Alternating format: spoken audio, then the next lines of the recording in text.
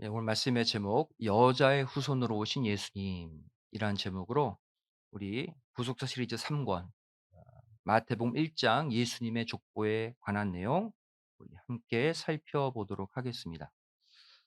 자, 우리가 공부하고 있는 이 마태복음 1장 예수님의 족보는요. 크게 두 가지 후손으로 오시는 예수님을 압축해서 보여주고 있습니다. 그중 첫 번째가 바로 아브라함과 다윗의 후손으로 오시는 예수님이죠. 이것은 언약 성취적 관점에서의 표현이라고 할 수 있습니다. 마태복음 족보는 아브라함과 다윗의 후손으로 오시는 예수님을 증거하고 있다. 자, 이 표현을 마태복음 족보 1장 1 절은 말씀하고 있죠. 아브라함과 다윗의 자손 예수 그리스도의 족보의 책이다 그랬어요. 짧은 17 절의 족보가 책이래요. 그러니까 많은 메시지를 함축하고 있다는 얘기겠죠. 그 가운데 중요한 메시지가 뭡니까? 바로 마태복음 1장 1 절은 아브라함의 자손으로 오시는 메시아, 또 다윗의 자손으로 오시는 메시아가 누구다? 예수님이다. 라는 것을 증거하는 책이라는 의미예요. 더 나아가서 하나님이 아브라함과 맺으신 메시아 언약, 또 다윗과 맺으신 메시아 언약의 실체가 누구다? 예수님이다. 라는 것을 증거하기 위해 신약의 맨 처음에 이 예수님의 족보를 집어넣은 거예요. 우리가 지난번 이것은 살펴봤죠. 또 다른 후손, 바로 우리가 오늘 살펴볼 내용은 여자의 후손으로 오시는 예수님입니다. 이것은 메시아의 근본 속성을 알려주는 표현이에요.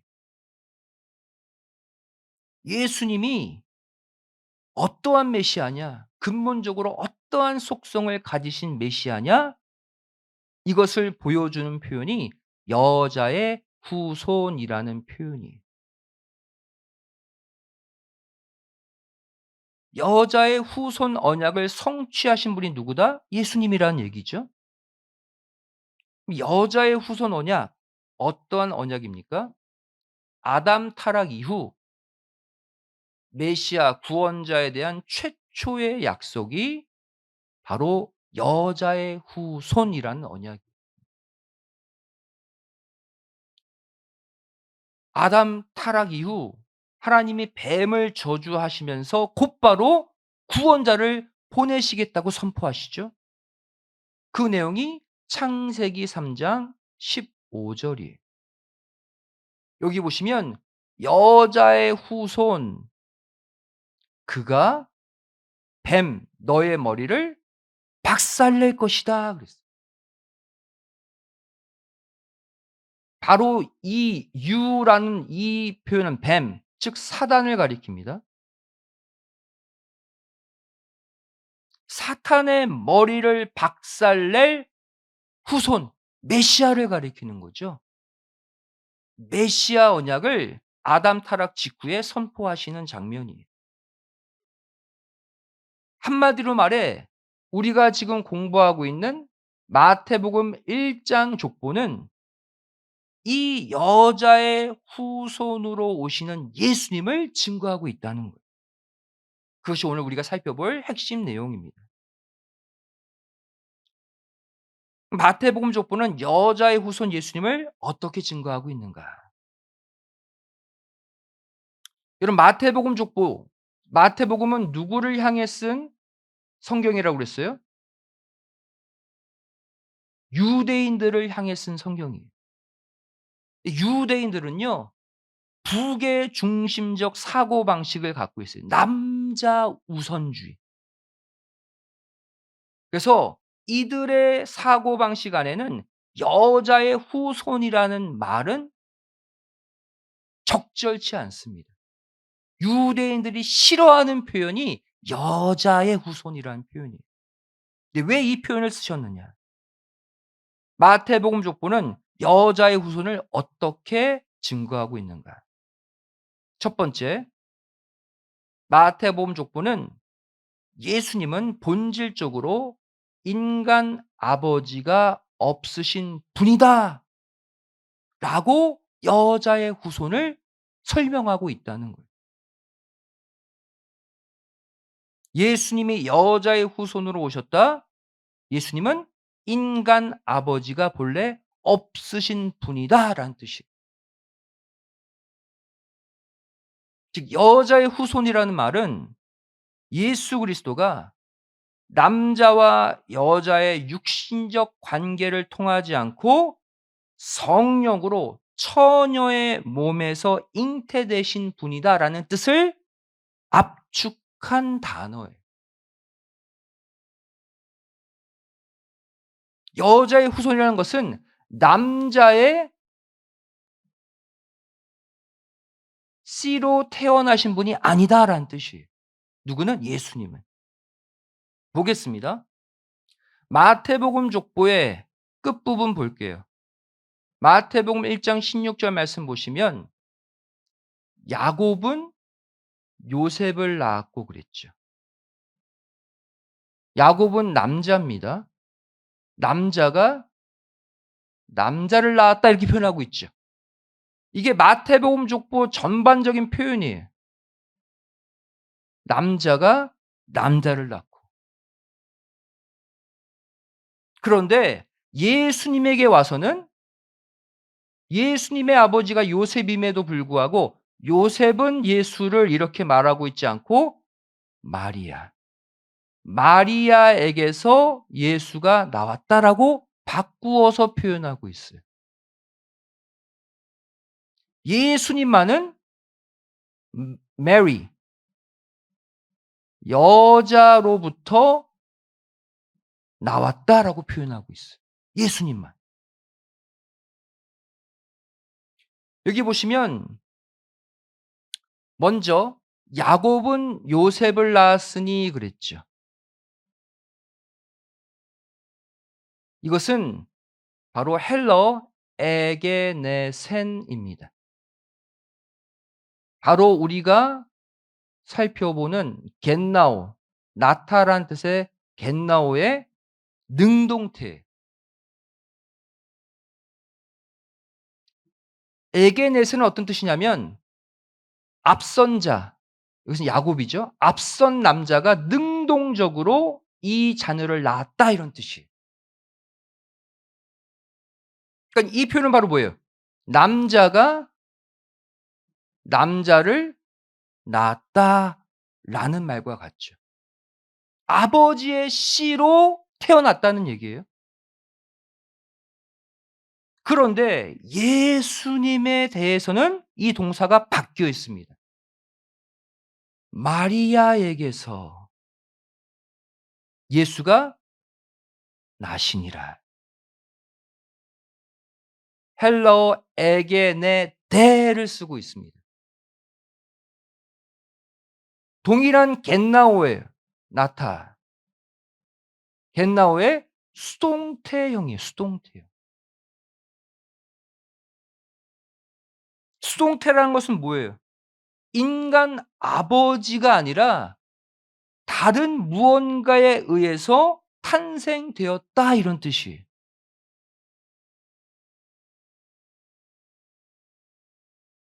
아버지 남자의 씨가 아니라 다른 무언가에 의해서 어머니 메리의 몸만 빌려서 태어났다 이런 뜻. 그래서 수동태를 쓰고 있는 거예요.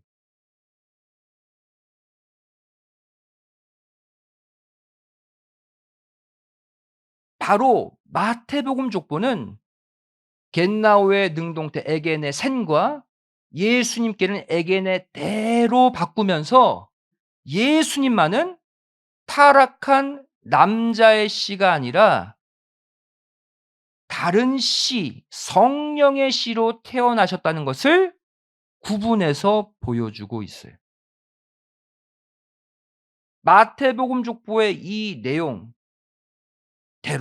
여자의 후손에 관한 이사야의 예언을 보면 더 정확합니다. 이사야 7장 14절 말씀 보시면 여자의 후손으로 오실 메시아를 이렇게 표현하고 있어요. 처녀가. 처녀는 남자와 관계하지 않는 자죠. 처녀가 아들을 낳을 것이다. 다시 말하면 남자 필요 없이 여자가 남자 아이를 낳을 것이다. 이 아이가 누구예요? 예수 그리스도죠. 즉 예수님만은 바로 뭐예요? 여자의 후손인 거예요 그래서. The seed of the woman. 예수님만 여자의 후손이라는 표현이에요. 그래서 이사야 7장 14 절의 예언을 만족시키신 분이 예수님이다라는 것을 마태복음 족보가 보여주기 위해서 예수님의 탄생에서만 요셉이 예수를 낳으니라고 표현하지 않고 마리아에게서 예수가 나시니라라고 표현한 거예요. 요셉을 빼고.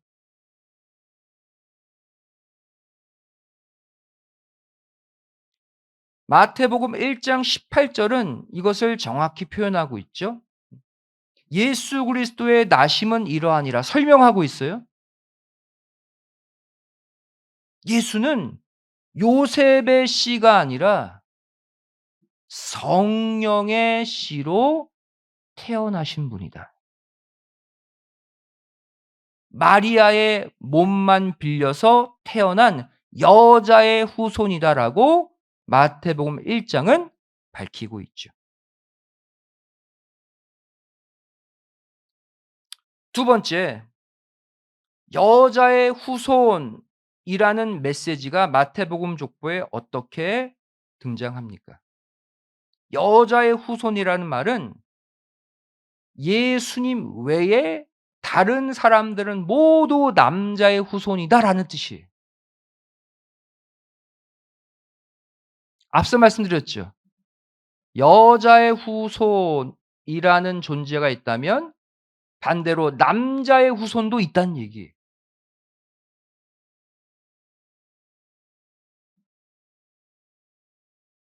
남자의 후손은 어떠한 자들을 가리킬까요? 사람을 낳는 근원과 주체가 타락한 남자라는. 남자의 후손은 다 죄인일 수밖에 없어요. 모두 죄 가운데 태어나는 거예요. 왜? 타락한 남자의 씨로 태어났기 때문에. 이 땅의 모든 인류는 다 남자의 후손입니다. 그래서 저도 여러분도. 마태복음 족보는 남자의 후손과 여자의 후손을 구분해서 기록하고 있어요. 보겠습니다. 마태복음 족보에 1장 1 절부터 16 절까지 내용을 보시면 아브라함은 이삭을 낳고 그랬죠. 자, 남자가 남자를 낳았죠. 또 이삭은 야곱을 낳았다. 야곱은 유다를 낳았다. 또 다른 야곱이죠. 이거는 요셉의 아버지. 이 야곱은 신약 시대 또 요셉을 낳았다. 예수님 빼고 마태복음 족보의 모든 인물들은 남자가 남자를 낳는 형태입니다. 즉 마태복음 족보에 예수님 빼고 모두 남자의 후손이라는 거예요. 그러니까 이들은 다 죄인들이라. 타락한 남자의 씨기 때문에. 그런데 맨 마지막 마태복음 1장 16절 하반절 보시면 유독 예수님만 마리아에게서 나왔다라고 표현하고 있어요. 예수님만 죄가 없으신 분이라는 거예요. 예수님만 여자의 후손이라는 얘기예요.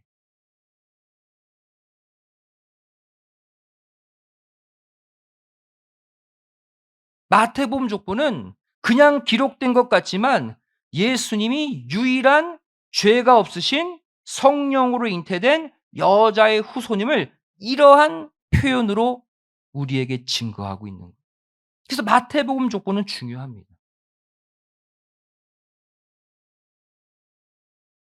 신약 성경, 다른 신약 성경도 예수님이 유일한 여자의 후손임을 증거하고 있어요. 다른 구절 볼게요. 갈라디아서 4장 4절 말씀 우리 함께 읽어 보겠습니다. 자 시작. 때가 참에 하나님이 그 아들을 보내사 여자에게서 나게 하시고 율법 아래 나게 하신 것은 그랬죠. 예. 예수님이 여자에게서 나오게 하셨대요. 이 말은 예수님이 여자의 후손으로 오게 하셨다는 거예요. 창세기 3장 15절 여자의 후손이 사단의 머리를 박살낼 것이다. 그 존재가 예수님이라는 것을 바로 갈라디아서 4장 4 절은 말씀하고 있는 거예요. 성경은 이렇게 정확하게 들어맞습니다. 또 누가복음 3장 23절 말씀 보시면 예수님을 가리켜 뭐라고 표현하고 있습니까? 이번에는 사람들의 아는 대로는 요셉의 아들이다. 이게 무슨 말이에요? 겉으로 볼 때는 요셉의 아들 같지만 실제는 아니란 얘기죠. 실제는 요셉의 아들 남자의 후손이 아니라 성령의 씨로 태어난 여자의 후손이다라는 것을 증거하는 표현이에요. 결국 마태복음 1장 족보는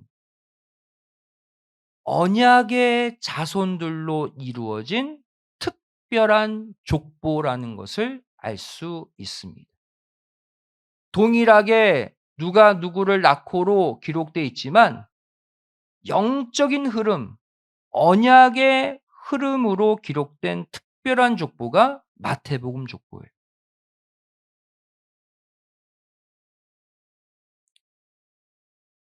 왜 그렇습니까?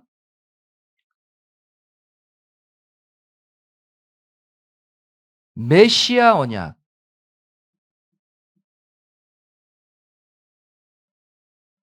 이 메시아 언약대로 오신 분이 예수님이시기 때문에 그 사이에 기록되어 있는 마태복음의 사람들도 이 언약의 흐름 위에 있어야 한다는 거예요.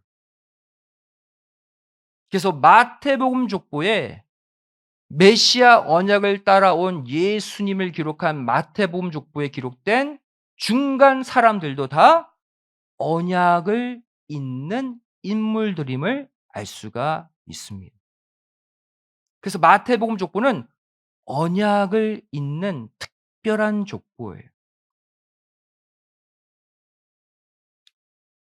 그러면서 우리가 신약 성경에서 나타라고 사용된 단어 두 개를 구분해서 보아야 합니다. 신약에서는 나타라는 동사가 두 개가 나와요. 그중 하나는 틱토라는 단어가 있고요. 또 다른 단어는 겟나오라는 단어가 있어요. 틱토라는 단어, 나타라는 뜻인데 이것은 어떠한 의미냐면 혈통적인 출생을 가리키는 단어예요. 특별히 죄악의 탄생이라는 의미도 갖고 있는 단어예요. 이것이 틱토라는 동사입니다. 성경에 사용된 용례를 보면요. 요한복음 16장 21절 말씀 보시면 여자가 해산하게 되면 고통 가운데 있지만 아이를 낳으면 기쁨으로 그 해산의 고통을 잊는다 그랬죠. 여기서 여자가 아이를 낳다. 틱토예요. 일반적으로 산모가 아이를 낳을 때를 말씀하고 있기 때문이죠. 일반적, 혈통적, 육신적 출생을 가리키는데 이 단어가 사용됩니다. 또 특별하게 야고보서 1장 15절 말씀 보시면 비유적으로 욕심이 잉태하여 죄를 낳는다. 여기도 틱토가 사용되고 있어요. 죄가 또 다른 죄를 낳는다. 여기에도 틱토가 사용되어 있습니다. 부정적 의미의 단어죠. 반면 또 다른 단어 겟나오라는 단어도 나타라는 뜻인데 이 겟나오는 특별히 하나님의 언약과 연관된 출생에 사용되는 단어예요. 나타라는 뜻인데 하나님의 언약의 흐름을 잇는다라는 특별한 출생을 가리킵니다. 그러면 이 틱토와 겟나오 두 단어 가운데 마태복음 1장 예수님의 족보에는 어떤 단어가 사용되었을까요? 100% 겟나오가 사용되어 있어요.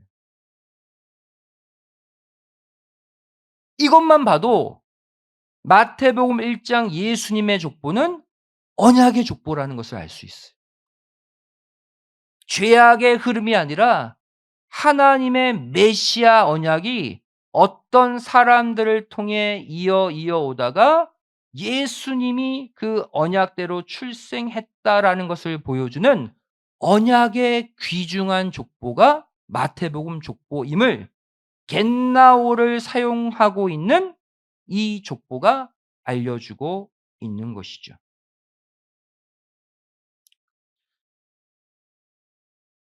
보겠습니다. 마태복음 1장 2절 아브라함부터 출발하죠. 아브라함은 이삭을 낳고 begot. 이것이 겟나오의 능동태 에게네 센을 쓰고 있어요. 겟나오죠. 또 이삭은 야곱을 겟나오로 낳고 또 야곱은 유다와 형제들을 겟나오로 낳았다. 계속 겟나오가 반복됩니다. 그래서 이러한 식으로 겟나오라는 동사가 이 마태복음 족보에 총 39번 사용되고 있어요. 능동태로. 그리고 딱 한 번 수동태로 한 번 사용됩니다. 겟나오가. 누구한테만? 예수님께만.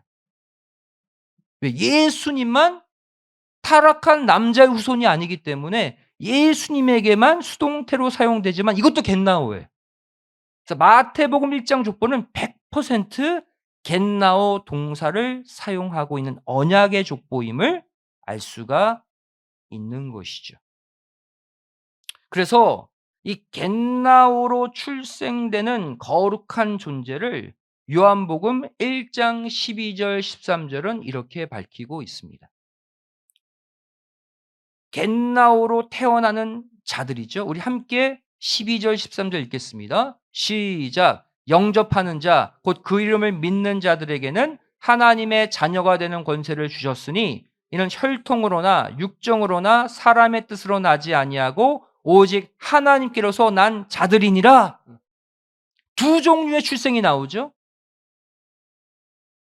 13절 말씀 보시면 혈통으로나 육정으로나 이 땅의 죄 가운데 태어난 자, 이건 틱토의 출생을 말하죠.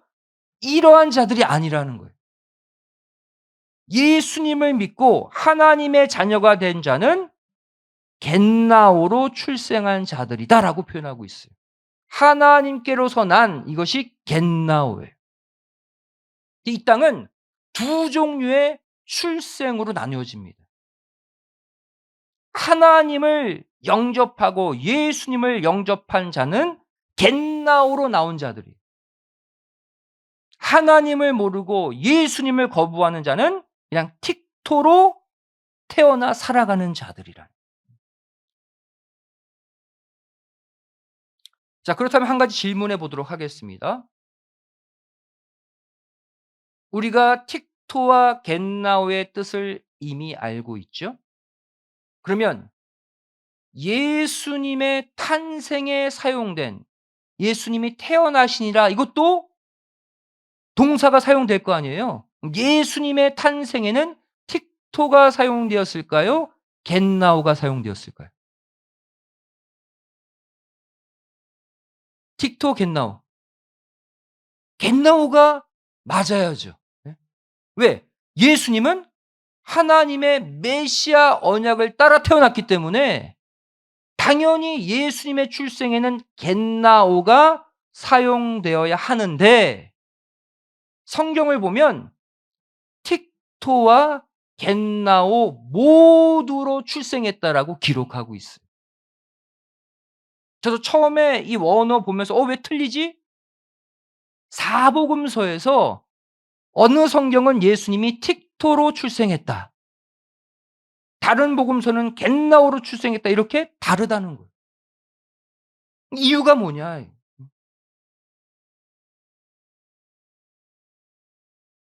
보겠습니다. 먼저 틱토로 태어나신 예수님.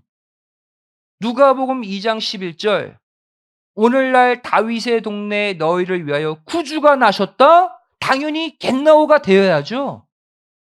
그런데 여기에 틱토가 사용되어 있어요. 예수님의 탄생에 틱토, 육신적 출생, 죄 가운데 출생의 단어를 넣었을까요? 이것을 통해 보여주고자 하시는 게 있었기 때문이에요.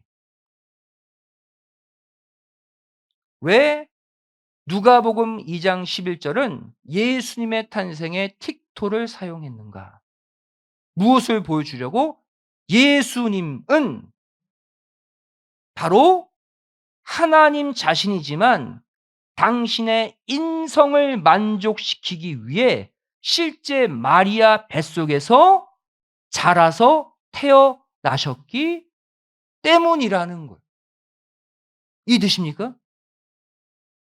예수님은 진짜 인간으로 태어나신 창조주예요. 우리가 이 땅에 태어날 때 어머니 뱃속에 약 9개월 정도 있는다고 하죠. 예? 예수님도 성령의 씨앗으로 잉태됐지만 똑같이 마리아 뱃속에서 9개월간 자라셨어요. 똑같이 인간과 같은 경로로 뱃속에서 자라서 태어나신 거예요, 9개월 만에. 그래서 예수님은 완전한 인간이십니다. 이렇게 완전한 인성을 가지고 태어나셨기 때문에 바로 누가복음 2장 11절은 예수님의 탄생을 혈통적, 어머니 뱃속에서 자라서 태어난 틱토로 표현한 거예요. 예수님의 인성을 증명하기 위해서. 이 땅에 참 인간으로 태어난 예수님. 예수님이 하나님이시지만 그냥 딱 나타나신 게 아니라 우리 인간을 구원하시려고 인간과 똑같은 과정으로 태어나셨다? 이것을 보여주고 있는 것이 누가복음 2장 11절의 틱토라는 단어인 거예요. 그래서 디모데전서 2장 5 절도 예수님이 우리와 똑같은 인간이다라는 것을 강조하기 위해서 중보자이신 예수님을 뭐라고? 사람이신 그리스도 예수라고 표현하고 있는 거예요. 무엇을 강조해 지금? 진짜 사람 맞아. 어떤 사람은 그래요? 예수님이 하나님이시니까 배도 안 고프셨을 거예요. 피곤하지도 않았을 거야. 아니에요. 성경 보시면 예수님 배고프셨고요, 피곤하셨다고 기록하고 있어요. 왜? 완전한 인성을 가지고 인간의 고통을 다 받으신 거예요. 그래서 디모데전서 2장 5 절은 예수님을 진짜 사람 맞아, 사람 그리스도 예수야, 이렇게 얘기하고 있어요. 사람을 강조한 사람이신 그리스도 예수, 예수님은 완전한 인성을 가지신 분임을 강조하고 있는 거예요. 인성을 가지신 우리와 똑같은 인간이셨다. 근데 다른 사복음서 누가복음과 다르게 이제 마태복음 2장 1 절을 보시면 똑같이 예수께서 유대 베들레헴에 태어나심에 똑같은 장면인데 여기서는 겟나우를 쓰고 있어요.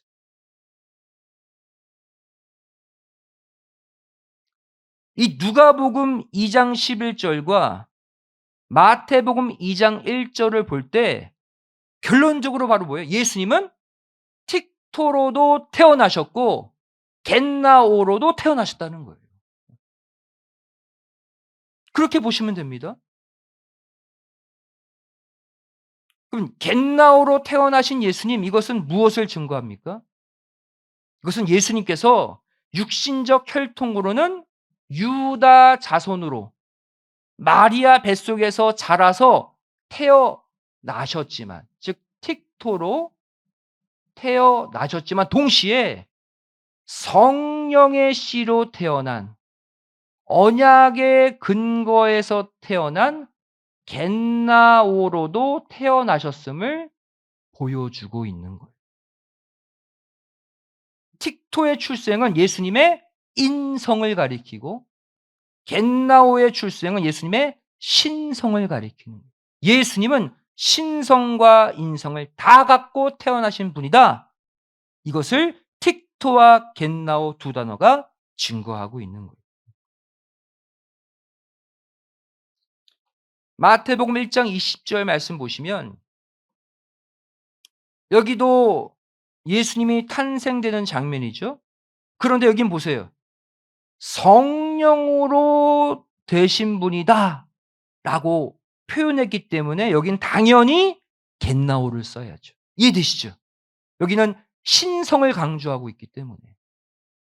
하지만 예수님은 신성, 타락한 남자의 씨가 아니라 성령의 씨로 태어난 죄가 없으신 분이지만 똑같은 인성을 가지고도 태어나셨다. 우리가 두 가지를 다 믿어야 되는 거예요.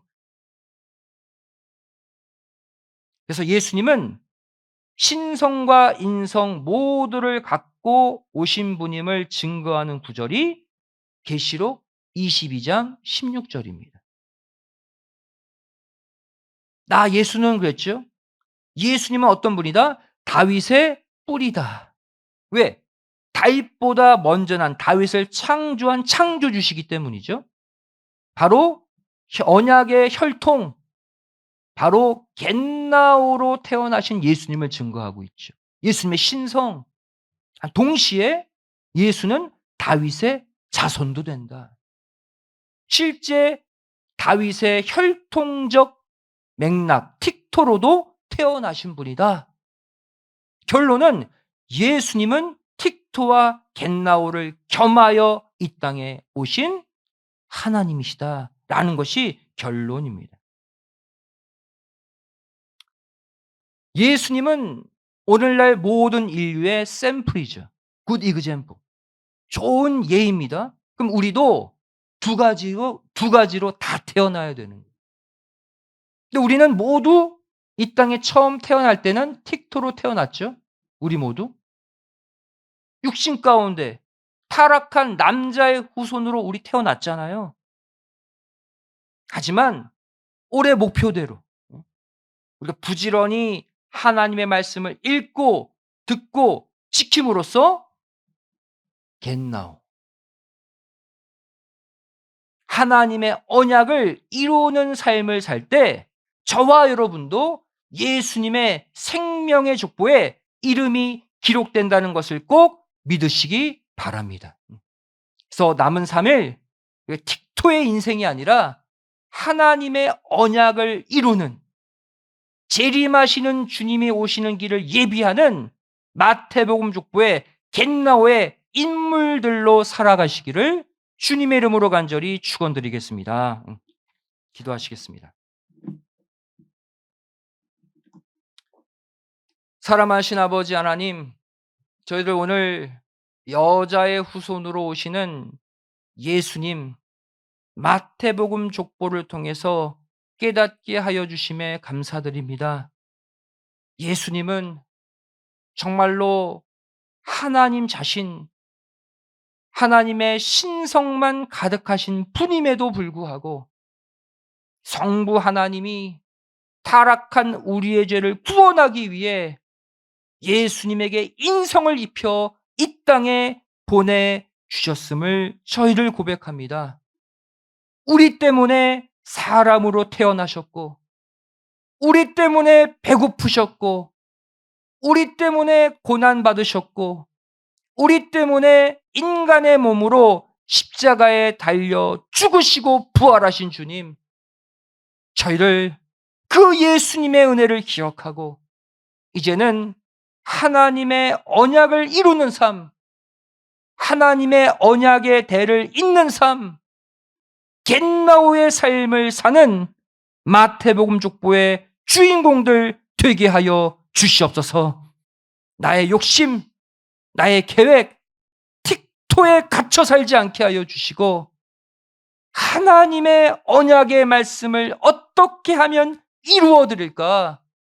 겟나우의 삶을 살아갈 때 아버지 하나님께로부터 오는 놀라운 신령한 축복을 받아 누리게 하여 주시옵소서. 감사드리오며 예수님의 이름으로 기도드리옵나이다. 아멘. 하나님께 말씀드렸습니다.